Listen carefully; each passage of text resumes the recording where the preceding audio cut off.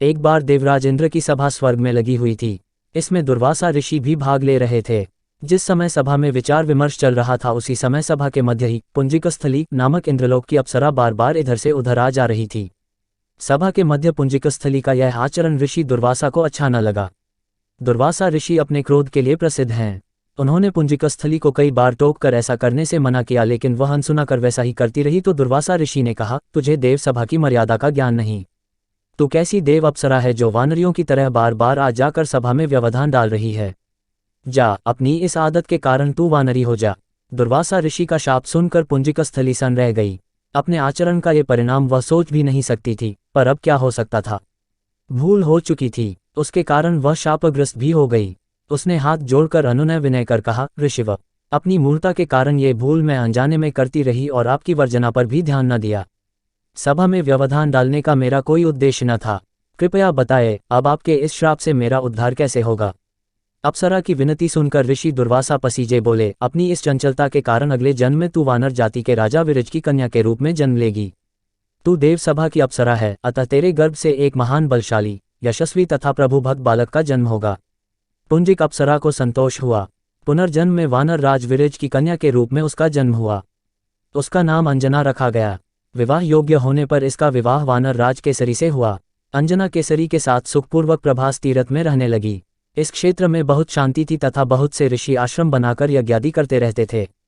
एक बार ऐसा हुआ कि वन में विचरने वाला शंखबल नामक जंगली हाथी प्रमथ हो उठा तथा वन में उत्पात मचाने लगा। उसने कई आश्रमों को रौंद डाला, यज्ञ वेदियां नष्ट कर दीं। उसके भय से भागते हुए अनेक तपस्वी बालक आहत हो गए। कई आश्रम उजड़ गए। कई ऋषि भय के कारण आश्रम छोड़कर चले गए। केसरी को जब शंखबल नामक हाथी के इस उत्पात का पता लगा तो वह आश्रम तथा आश्रमवासियों की रक्षा के लिए तत्काल वहां आए और शंखबल को बड़ी कुशलता से घेरकर उसके दोनों दांतों को पकड़कर उखाड़ दिया। पीड़ा से चिंघाड़ता हुआ वह हाथी वहीं धराशायी हो गया और मर गया। आश्रम की रक्षा के लिए उनके अचानक पहुंचने तथा हाथी को मारकर आश्रमवासियों को निर्भय कर देने वाले केसरी का ऐसा बल देखकर ऋषि मुनि बहुत प्रसन्न हुए और केसरी के पास आकर आशीर्वाद देते हुए कहा, वानर राज केसरी, जिस प्रकार तुमने आज हम सब की तथा आश्रम की रक्षा की, इसी प्रकार भविष्य में तुम्हारा होने वाला पुत्र पवन जैसे वेग वाला होगा तथा रुद्र जैसा महान बलशाली होगा। तुम्हारे बल तेज के साथ साथ उसमें पवन तथा रुद्र का तेज भी व्याप्त रहेगा। केसरी ने कहा, ऋषिवरों, मैंने तो बिना किसी कामना के प्रमथ हाथी को, जो किसी प्रकार वश में नहीं आ रहा था, मारकर आपकी इस यज्ञ भूमि को निर्भय किया है। आपका दिया ये स्वत आशीर्वाद मुझे शिरोधार्य है। केसरी ऋषियों को प्रणाम कर चले गए। समय आने पर अंजना के गर्भ से एक बालक का जन्म हुआ। उसमें अपने बाल्यकाल से ही ऋषियों द्वारा दिए आशीर्वाद का तेज झलकने लगा। आश्रमों में वह पवन वेग की तरह जहां तहां पहुंच जाता।